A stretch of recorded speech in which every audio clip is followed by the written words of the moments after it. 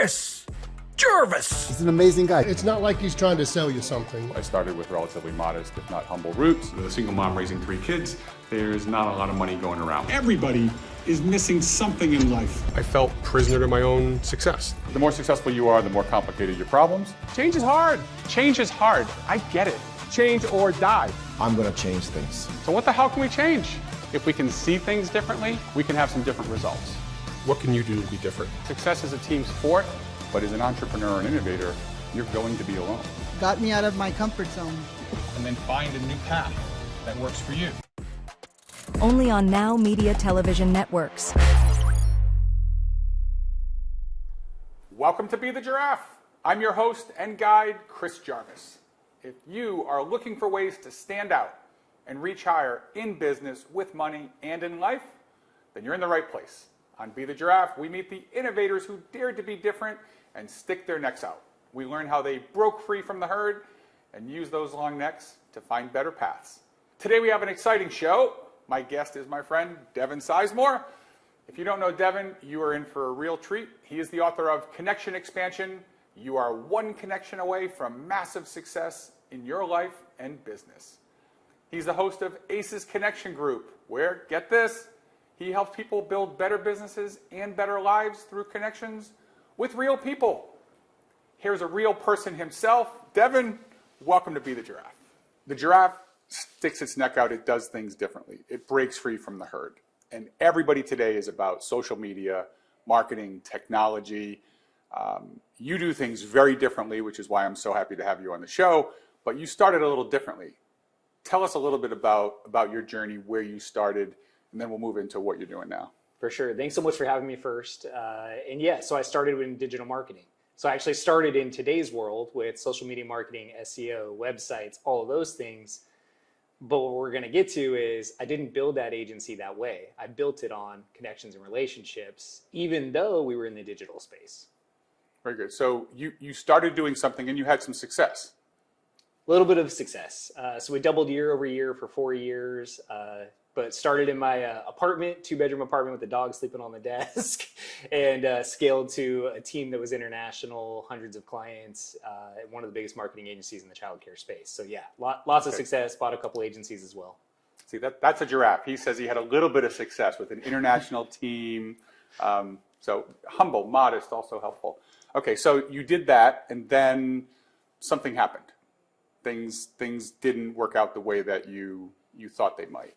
Yeah, I found myself in that moment of working a lot, making a lot of money in the business, not necessarily taking that money home, which I think a lot of people probably can relate to, right? So 7-figure business, not even a 6-figure income, marriage falling apart, health falling apart, everything falling apart. And so the outside perception was what you see on social media, success, right? Like, oh, he's successful, he's at the games, he's courtside at the thing, but behind the scenes, I was falling apart. The company was successful, but I wasn't. The marriage didn't last.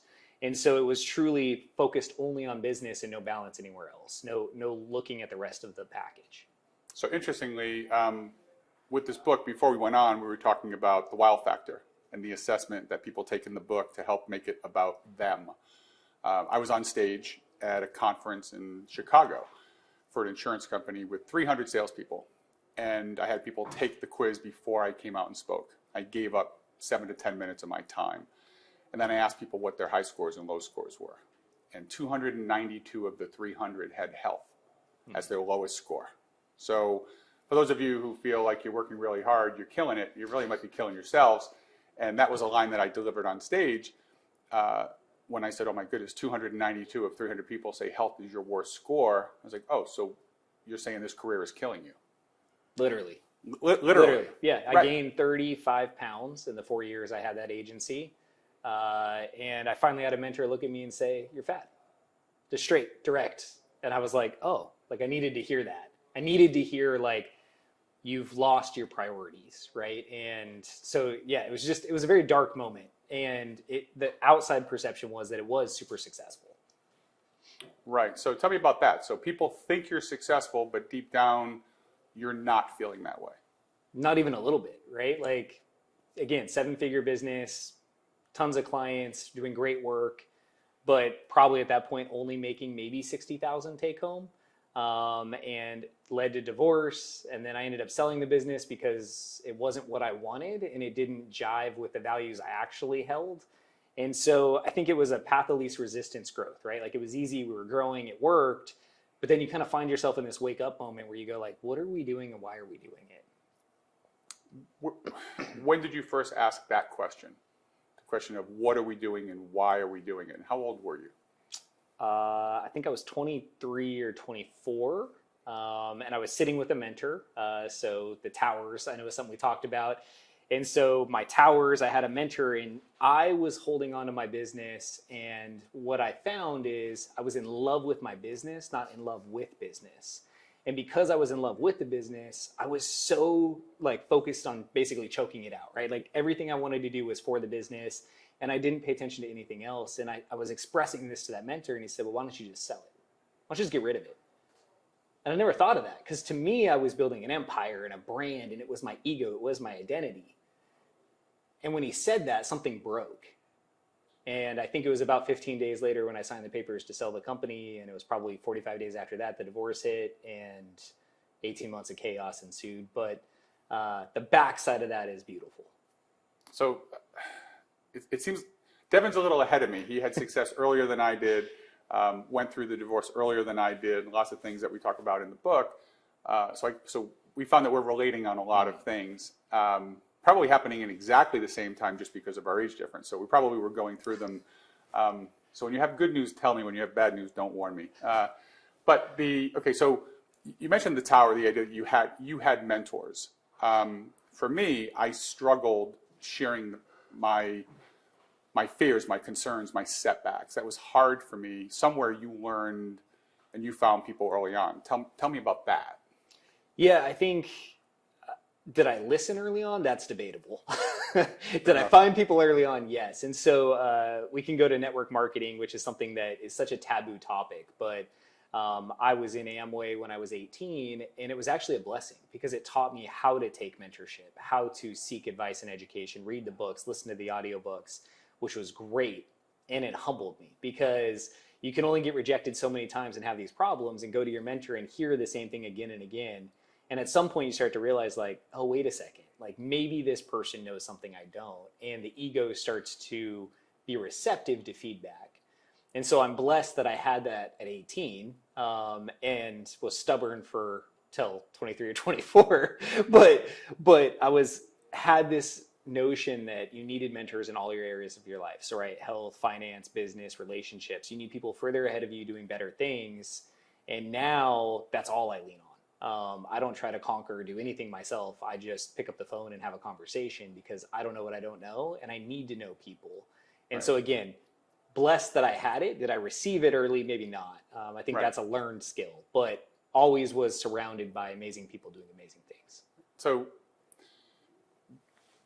that was where you got to. But before that, we're all influenced by people. People around us influence us in our decisions and our values and our goals and our aspirations. We talked a little bit about the chapter about avoiding lions and hyenas and who are the people. So before you got there, talk a little bit about the struggles of trying to keep the people around you happy. So when you were going down this path that didn't turn out so great, you were focused on the business, you were focused on making other people happy. Talk a little bit about the pressure in that took place before the transition. Yeah, it was... I think it's this obsession with doing what you feel is right. And so I thought, if I build this big business, then if I do this thing, then. And I ended up in a partnership that was a little off too. And so that gets to the kind of lions and hyenas where we had the wrong relationship, wrong expectations, wrong boundaries. And so I'm a people pleaser and I always just give, don't set boundaries. And so through all of that time, that was a big problem. And that was a big problem with my first marriage too, is it was just giving and giving and giving and creating a world where what my business partner wanted in the business is what the business became. What my wife wanted in the relationship is what the relationship became. And then Devin becomes this isolated person, which I think many people feel. In fact, I was just having a conversation with someone that feels that. So if you feel isolated, that's where I was. I was feeling isolated, even though, again, there was this perception of success in all these buckets, but it's because I was pleasing everyone else and I had lost track of what was important to me and what my values were. So the outside world felt, the employees, the customers, neighbors, colleagues, family, all felt like you were doing the right thing. And you were feeling something different. Well, there was nothing that would tell you I wasn't, right? We had the numbers, we had the success, we had an amazing team, the relationship looked good, we never fought, everything was great, but I lost myself, totally lost myself in this process. And, it's taken a long time to figure out what that means to find yourself or to find that kind of alignment with values. So we didn't have Devin on the show to talk about how horrible his life has been so that you could make a donation to his GoFundMe. We had him on here because the story has a fantastic ending and continuation. But if you are running a business, you want to run a business, or you're stuck in your job and you don't have your business going the way you want, you don't have the life that you want, you're sacrificing things that are important to you, then it's really important for you to think about the next step of sticking your neck out and being the giraffe so you can elevate that perspective and see a better path in your life. So in the next segment, we're going to talk about what Devin did, how he did it, how it had an extraordinary impact on his business, how he looked at business, and how business integrated into his life to a place where he's happy, healthy, fulfilled, motivated, inspired. And that's the goal that we have for you. So after the break, come back and you're going to hear the next story about what Devin did, how he survived the drop when he broke free from the herd, and how he found a better path. Be bold, be curious, but most importantly, be patient. We'll be right back with more Be the Giraffe.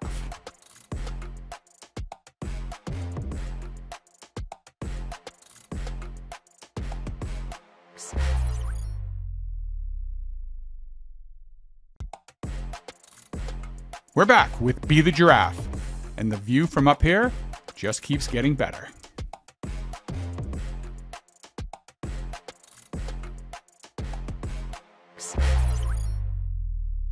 Welcome back to Be the Giraffe. My guest today, Devin Sizemore, author, consultant, and master connector.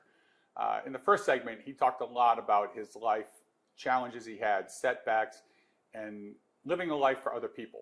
So a real common thing, I went through that. I think many of you may have gone through a very similar situation where you feel like you're doing things for other people and you wonder, where am I and when do I get a chance to actually take care of me?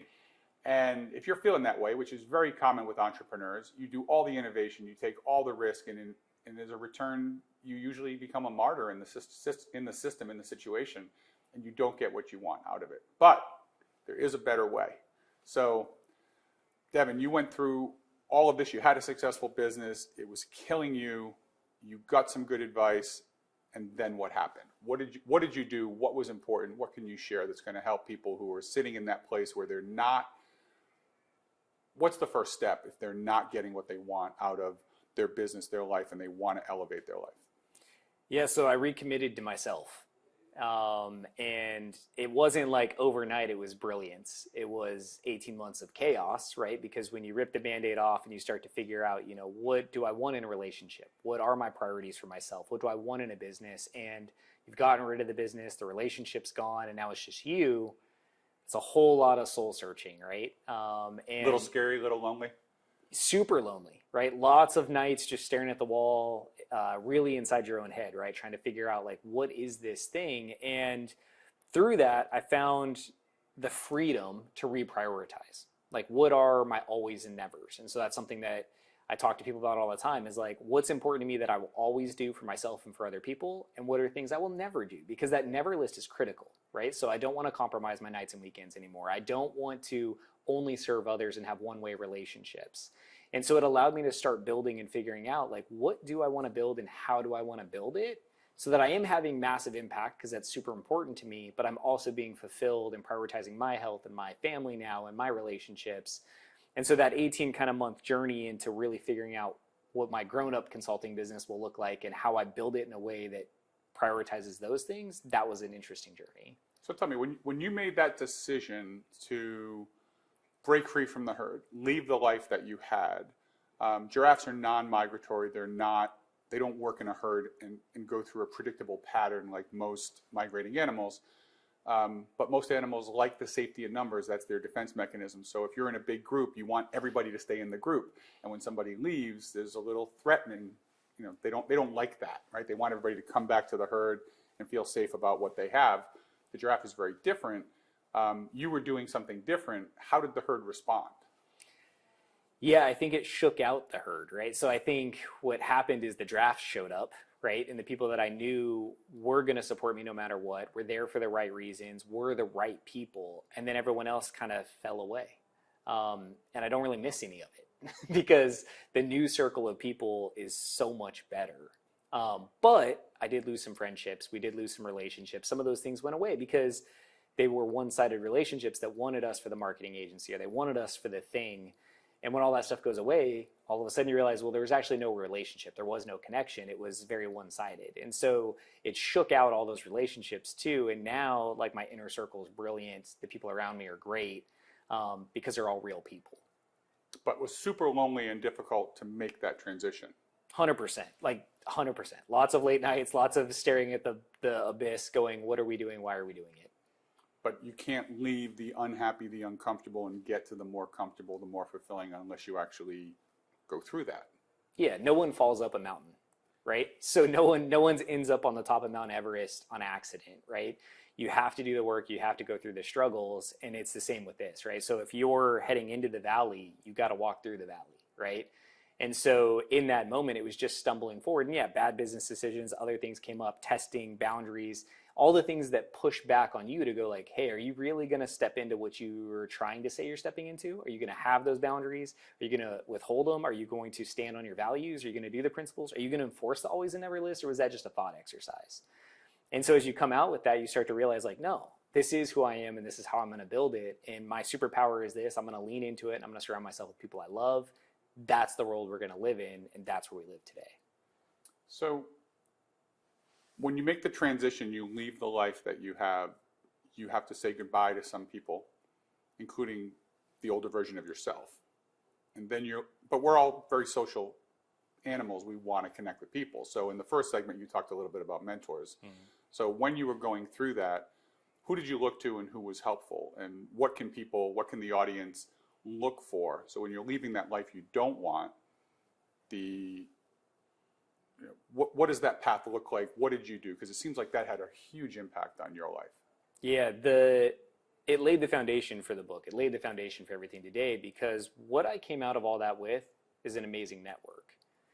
That network carried me through because anything I needed whenever I needed it was one phone call away. And so I think, we were talking before we hit record about, I need a place to stay. Like when you get divorced, there's this moment of like needing a place to stay. It took one phone call and I had 21 nights covered in hotels with no cost because I had a friend that leaned in and said, let me solve that problem. And so from that moment on, I started to realize that like, that's the value. The value is this network of people that respond because I have given. So this is where being a giver is great because now at some point you can ask for it back, which is the hardest part. But that's what carried me through was having this network of people that supported me through the process and amazing people who showed up when I least expected it, right? Things that you don't ask for. I was interviewing for a job and I had no cash to get over the hill to interview for the job, yet money shows up in my wallet. I didn't ask for it, but I had the right person in the right moment observe and go, you know what, let me help you on that. And now it's much bigger deals and bigger conversations and bigger impact, but it's all the same fundamentals of having this amazing network that you've nurtured that responds when you need it. And when you're in a dark moment, that's when you need it most, right? When everything's great, yes, we want it because we're going to do big deals and big things are going to happen. But when something hits you, the best and easiest way to react is to be able to pick up the phone and have every answer. More similarities in our life the more we get to know each other, which is very inspiring and troubling perhaps at the same time. But this idea of having people there for you, that takes a big step because you have to then be vulnerable and be open to letting people know what's not working. Or you go from when you ask people, how's everything going? If I walk into a sales conference or I walk up on stage and ask people, how are you doing? Everybody says, I'm good, or I'm great, right? That's the answer, I'm great. And that's the go-to is I'm doing great. And it's not an issue of oversharing, but it's the idea of being okay with letting people know that you're not great Because how else would these people know to help you? Yeah, so our kind of tagline now is real people, real conversations, real connections. So the real people part is that. We started in segment 1 talking about social media, right? And how people are marketing there. And there's that facade on social. Everything's great. This is my perfect life. This is the perfect impact. That's not real. That's not who you are. What's great is when people ask me now, like, well, who are you really? I am who I am right now as we're talking, as we are at the bar, as we are at the dinner, as I am with my family. Like, I am me, because that's the journey we went on. Real conversations is you have to be open and honest to, hey, what you said bothers me. Let's talk about it. Hey, I have a boundary there. Let me explain the boundary. Or, hey, you know what? I am struggling today. This is what I'm struggling with. Can we have a conversation on that? Maybe you have insight, right? So you have to have real conversations. And those two things combined equal real connections, right? Where you have real connections with people where they know, like, and trust you. They can ask you for stuff. You can ask them for stuff. That's real. That's the outcome of everything we've been talking about, because that is what everybody actually wants. And in a day of AI and a day of social media, people want it more now than ever. It's interesting. When I was 40, I went through a divorce, and the lawyers took advantage of the situation and convinced. They fueled the fire, so all the money went to the lawyers. And then subsequently, my business partners took it as an opportunity to push me out of a company when I had no money to defend myself. And the company was worth probably around $8 million, and I didn't get more than 20% of what my shares were worth. But when I didn't have that, I had a client literally give me money to afford a place to live, pay my expenses, and start a company. And I must have thanked him 25 times. And in that process of thanking him 25 times, at one point he stopped me and said, "Stop thanking me. You reap what you sow." And then he said, that's usually used in a negative connotation, that you were a bad person, so you're going to get bad things. He's like, you've been a great person. You've done great things for me and great things for other people. I'm in a position to help you. And it was an amount of money that I never could have asked anybody for. But it really did go to that place. And I wasn't good for 20 years so I could do that. It was, you just did good things and you took care of people, and then you shared with people when you had challenges, and people want to help you, which goes again to real people and real connections and real conversations. So again, we went through very similar paths. So for those of you looking at this idea of doing good things, we can't go back in time, but you've done good things, you've helped people, you know people. Don't be afraid to have the conversations with them so that they can help you on your journey. This is a group thing we're going through in life. So this is the personal life. So how is that wrapped up for you? What's a big takeaway you have on your personal life before we get to how you've transformed this into a super successful, fantastically impactful business? We're going to do that in the next segment. But tell me just last words for the audience on personal life, putting yourself out there, realizing how you're going to get to where you need to be and how difficult that process can be, and any words of inspiration or encouragement for people who might be going through a little bit of that. Yeah. So I wake up every day and I'm super comfortable, super content, and never worried about anything. That's crazy. Like, that, everything I just said is a crazy statement when you think about the chaos and the darkness that was there. But it's because I know what's important to me, and I've surrounded myself with amazing people like yourself. And because of that, I can thrive. And I've reprioritized health. I've reprioritized my family, right? I get to pick my daughter up from the bus and walk home with her and do homework, and we have dinner as a family. I wake her up every morning and hug her. My wife and I travel and go on trips together. Like, there's balance, and balance is seasonal, right? But balance in the right way, where the right things are prioritized. And so I think the message I want for people to hear is that you can have that, but you've got to reprioritize yourself, your health, and your wealth. That's fantastic. So stay tuned. In the next segment, we're going to talk about how you take that balance and get a little out of balance so you can be more successful in your business. Make sure you don't miss it. Be bold, be curious, but most importantly, be patient. We'll be right back with more Be the Giraffe.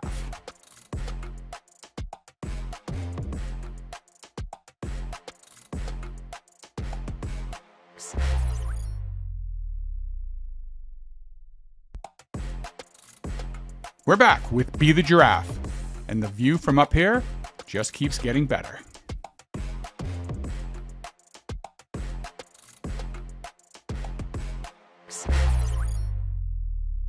Welcome back to Be the Giraffe. Today's guest, Devin Sizemore, has been super vulnerable in sticking his neck out and sharing his journey in his life, challenges that he went through, changing industries, changing business, going through a lot of interesting life challenges. Very, very exciting, very inspirational. Thank you for being so open. There's this old saying that how we do something is how we do everything. And you made this massive transformation personally, got through it, went through a lot of challenges, and then you've built a business that is, we've become friends. There are other guests on the show that are coming on that have come because of you.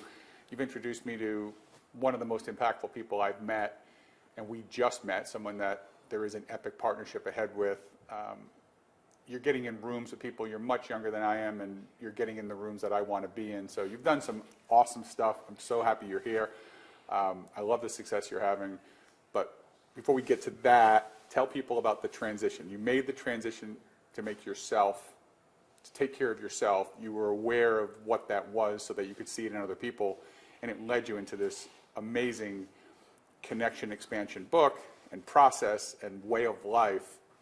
Please tell me how that happened. Yeah, I lean back on consulting, right? It's the one thing that's always been consistent, even through all those other things. I was always consulting. I have a passion for helping people. The one skill I know I'm good at is helping other people make a lot of money. And so I just leaned into it. But I started as a generalist. And so even when I had my marketing agency, clients would lean in and say, like, how do I close the deals you're helping us generate? How do I optimize and systemize this business that's now getting bigger? And so that's fun. That's great. I was a generalist. What I found in the generalist world is it's really hard to pitch being a generalist, right? Like, what do? Well, I help people solve problems. Okay, what does that mean? How do you do it? Like, there's so many more questions. And so it took a lot of time to really lean in and figure, like, no, what is my real superpower? And then how do I deliver that in a way that's going to have massive impact while fitting the balance that we talked about, right? Prioritizing me, prioritizing the family, making sure that that's not being compromised in a long-term way. Now, you might do sprints where some of that gets sacrificed because you have to, but that's where we're at now. So if you fast forward, kind of that 7-year journey of figuring out this system was, how do I build a system that's duplicatable and scalable and has massive impact? And I want to build a company that supports that and has the balance. And so that's where we're at. We're having massive impact while preserving the wealth, health, the family, all the other things. But you've taken a very different approach. So in the beginning, you told me you had this social media marketing agency, which is about going out to the masses of asses, right, and reaching as many people as possible. It was built on scale, but scale of reach. And now it's much more, you focus on much more specific, high-end stuff. You left that, right? You left the masses and went far more, not that you don't reach a lot of people, but you're looking at targeted, big impact solutions, not looking at thin connections among a lot of people, right? You've taken a very different approach in this business. Yeah, what's interesting is when I was building my agency, when I reflect back and I was writing the book, I realized that the principles that are in the book are the exact principles I used then. I just didn't have language for it. And so I was always adding value. But what happened is the control what you can control principle was really born. And that pulled me into this world of like, how do I go to networking? How do I book more meetings? How do I get more out of those meetings? And when I say get more out, we're not talking about generating more revenue. We're talking about more connections, more referrals, more stuff, right? How do I nurture people long term? Like, what is this system that takes the work I'm doing and amplifies it and makes it exponentially more impactful? I was already doing all that. The issue was I wasn't intentional. Now, for the last 7 years, we've been intentional and we've been able to get reps at the system to make sure it works. And so, yes, now we're all about conversations with people, whether it's a group setting or a one-to-one, and exploring a bigger picture. We're not just chasing revenue, right? We're not chasing these other things. What we're chasing is huge opportunities. And so for our clients and for myself, I want you to find yourself in rooms where you're the authority. I want you to find yourself in rooms where competition doesn't even play. I want you to find yourself in experiences you didn't even know exist.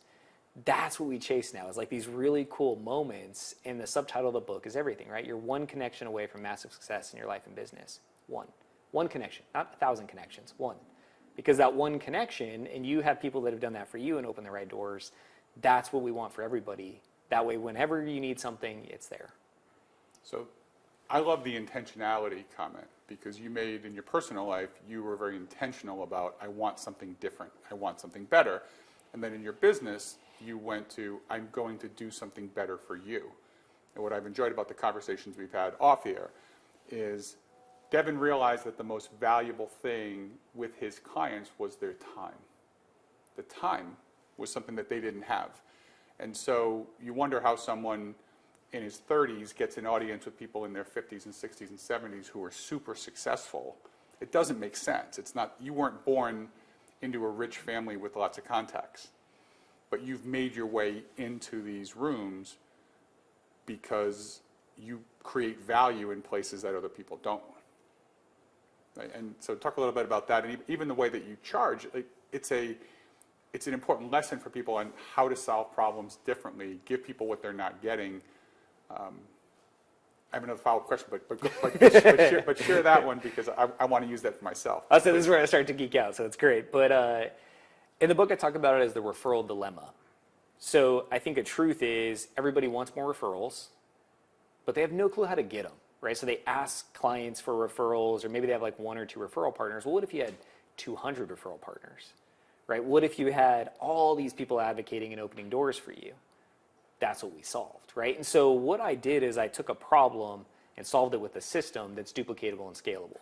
And so, yeah, I may be able to do these things. The good news is, so can everyone listening. College kid, business owner, billionaire can all use the system, because the system is just a system.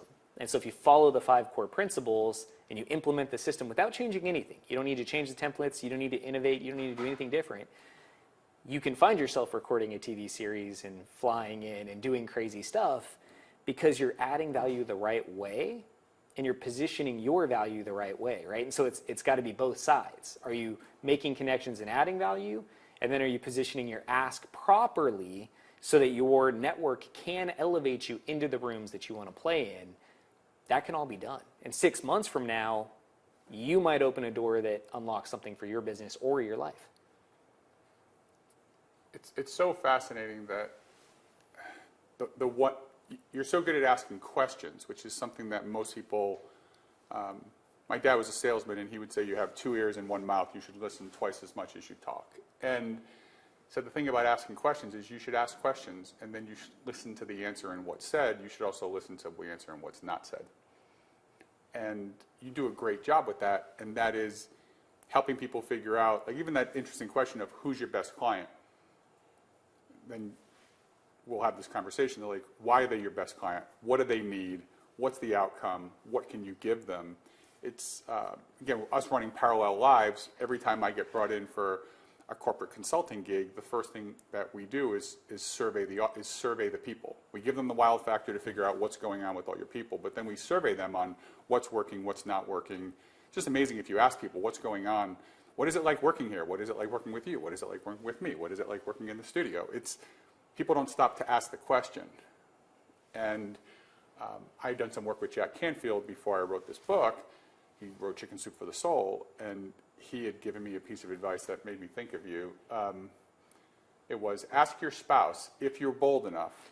On a scale from 1 to 10, how am I doing? Ask your spouse, ask your kids. I did ask my teenagers, not recommending that. But no, it's a good, I did ask my kids and my wife, is on a scale from 1 to 10, how am I doing? And of course, any answer other than a 10, there's a second question. And what can I do? And so if you really take that question asking, people tell you things that they wouldn't tell their marketing director, they wouldn't tell their salespeople. Like, tell us a little bit about like those questions and what that opens up, and how the art of a simple question can completely change your path. Yeah, so when we do first meetings with someone, it's called a connection meeting, not a discovery meeting, because we're not positioning to sell. Now, if they raise their hand and want to buy your product or service, please, by all means, move them down a discovery process and sell to them. But when we're talking about a connection meeting, there is a formula. And the connection meeting is, where are you today? Who do you serve? How do you serve them? How'd you get here? So you want to go historical and understand their background. Where are you going? So you want to anchor on the future. You want them to start dreaming with you. And then you want to advocate for that. Like, that's amazing, Chris. I love what you're doing. Yes, love that. That's a huge impact. That's great. If you do that part of the meeting correct, when you ask the next question, which is, what's your biggest challenge? they're either going to answer with some superficial answer if you haven't built a real relationship yet, or what happens in my meetings is they bear all, right? They say, here's what's wrong. Matter of fact, this, and all of a sudden they realize and they go, dang, I just shared everything with you. And then we ask, great, who can I connect you with and how can I help you? And what happens is you probably don't know much about me. You probably don't know much about my service offering, but what you do know is I listened and I'm positioned to solve problems. I'm positioned to provide resources to help you, connections that can accelerate your growth or open up rooms for you. That's what we've done. And so whether it's networking, there's questions for that. The connection meetings, there's questions for that. And there's that indicator moment of, hey, Chris, what's your biggest challenge? And if you don't lean into that, I have to sit in that moment and figure out how to deepen the relationship then. Otherwise, the rest of the process is not worth my time. Very helpful. So if you're stuck and you want to make more money, there is a solution. You can do the same thing to more people, but you're losing the game against time if you do that. Or you can solve bigger problems. And so I don't have any problem with people who want to go from making $100,000 to $1 million or from $1 million to $10 million. I don't have a problem with young people who say they want to become billionaires. I have a problem with the math. Since I was a mathematician, they don't do the math right. And so the thing is, you can be worth $1 billion if you can create $10 billion of value for other people. And you can either do that 10 billion times for $1, or you can do it 10 times for $1 billion, whatever the math might be. But you have to create value. So the key is creating value for people and figuring out what's most valuable to them. And the only way you're going to know what's valuable to them is to ask the questions. So Devin has done a fantastic job at doing that in his career. And in the next segment, we're going to talk about what he does and how he can give you some tips and some tools so you can do more of this, so you can elevate your perspective, see a better path, and be more successful as the Giraffe. Be bold, be curious, but most importantly, be patient. We'll be right back with more Be the Giraffe.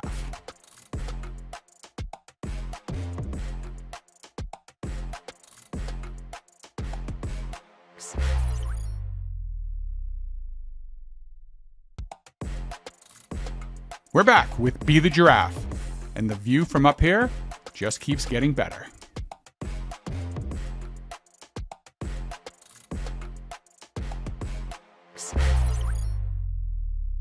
Welcome back to Be the Giraffe. We are having fun today with Devin Sizemore, the author of Connection Expansion. We've talked about a lot of stuff today, and you've talked about change and mentorship and finding and shedding your past. You've talked about finding intentionality in what do you want and really focusing on that in your personal life and your business. You've talked about asking questions.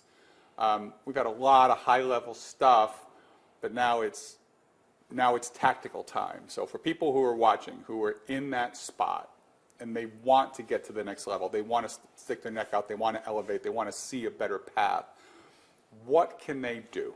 Like, what should they do? What should they read? What exercises do you have? Because you've got a whole playbook of tools to help people who want to get there. Devin, please share.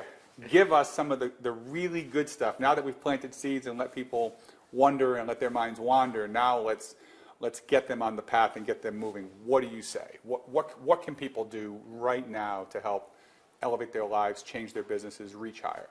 100%. So we're going to break it into some segments, but let me start with the 5 core principles. So the 5 core principles are critical. So first is always add value. That's something that I've talked about the whole segment, right? You want to be others focused. We don't want to sell. We don't want to position.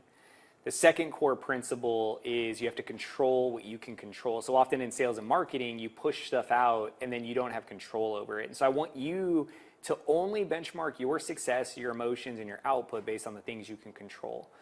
3 and 4 principles go together, so it's never judge a connection or anyone, and there's value in every relationship. And so I need you to be open-minded to taking every meeting and having every conversation.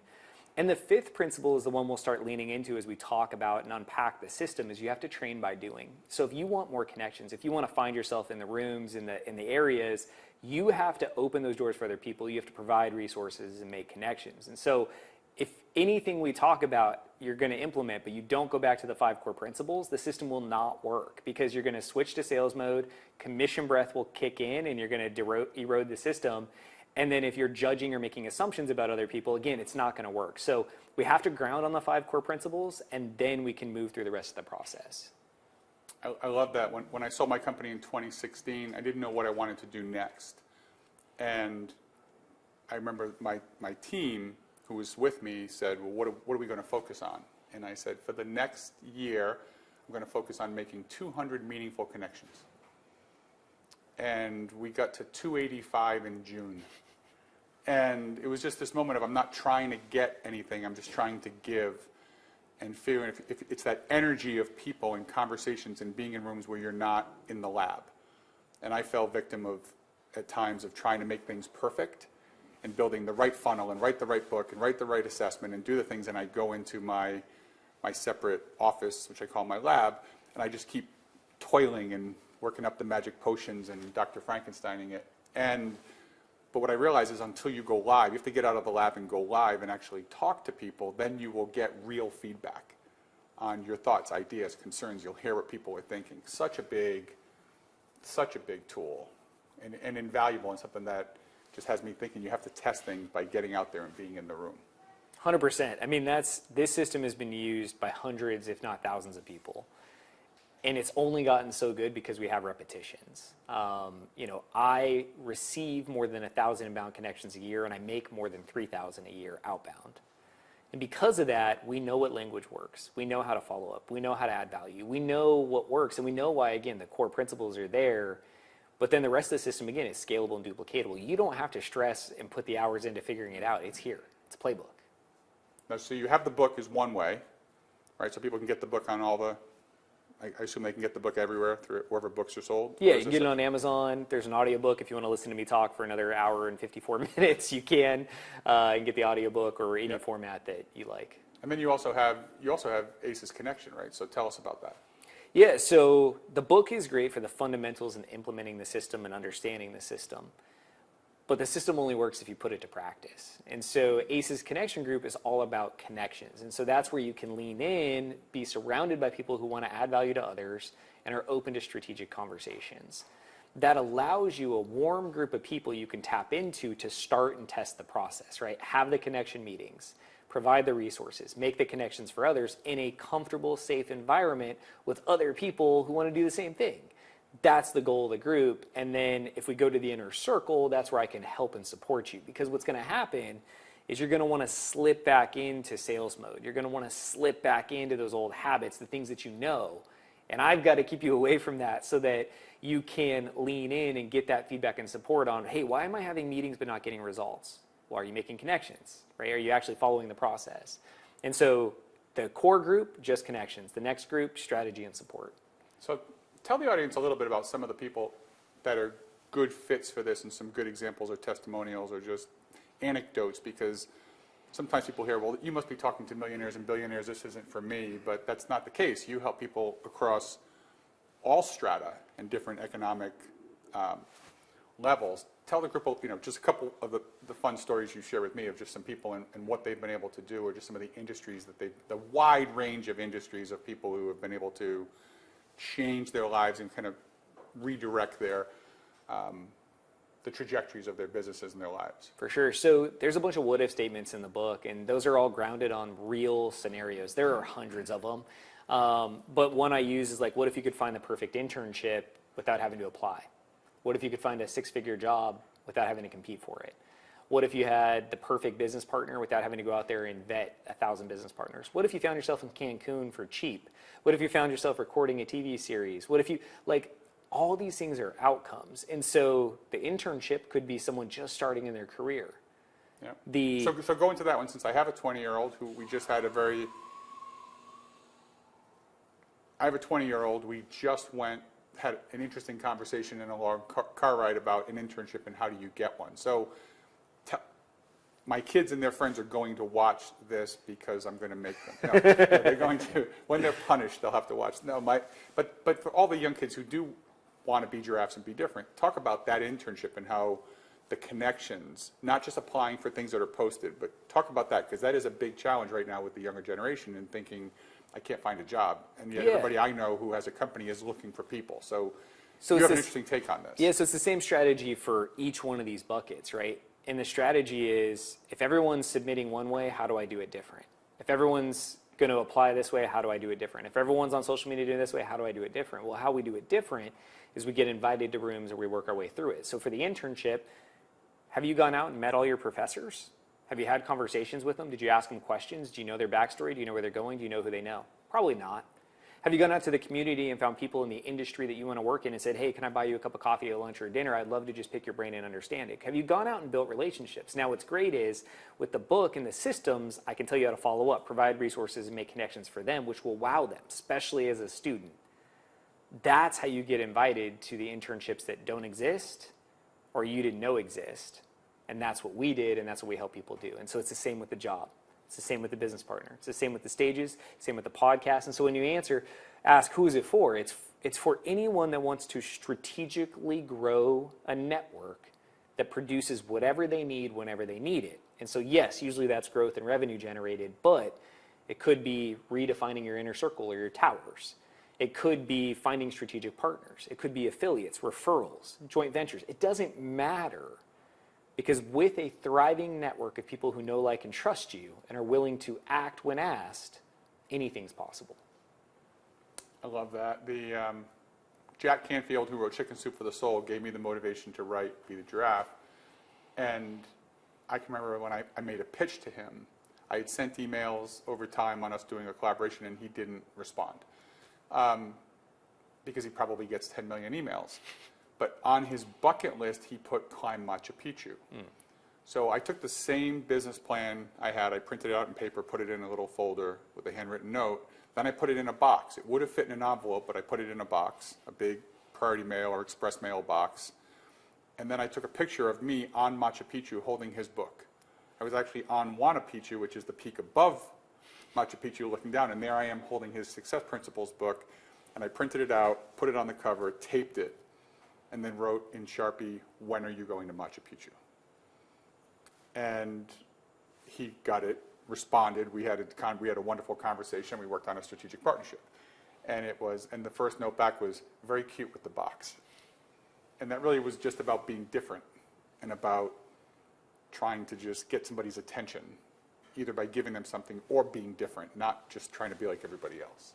But you stood out and you added value, right? And the only way you could have done that is by getting to know the person and understanding what they were chasing or what they needed and then solving that. So in that case, it was a representation of where they're at. Sometimes it's toy cars. Like if I know you're an auto guy, maybe buying a Hot Wheel and just mailing you that Hot Wheel, like, hey, I was thinking of you, saw this, right? Those are all the love moments that deepen relationships quick. And so I love that example, and all that just adds fuel to the fire when you're building real relationships with real people and making real connections. I love it. Devin, for everybody, I speak for everybody who wants to reach higher, elevate. You get in the most amazing rooms. I'm jealous, and I just love working with you because you get me into rooms, which is great. But the vulnerability, the advice about finding the right people, letting go of the past, being intentional, and giving value.